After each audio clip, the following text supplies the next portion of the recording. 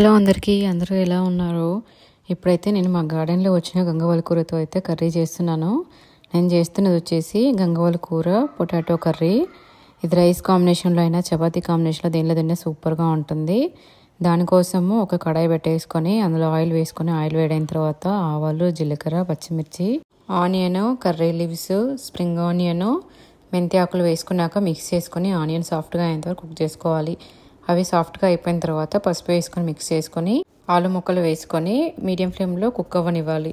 అవి కొంచెం కుక్ అయిపోయిన తర్వాత గంగవాలి కూర కూడా వేసేసుకొని మిక్స్ చేసేసుకొని టమాటా ముక్కలు కూడా వేసుకున్నాక అవి సాఫ్ట్గా అయ్యేంత వరకు అయితే కుక్ చేసుకోవాలి.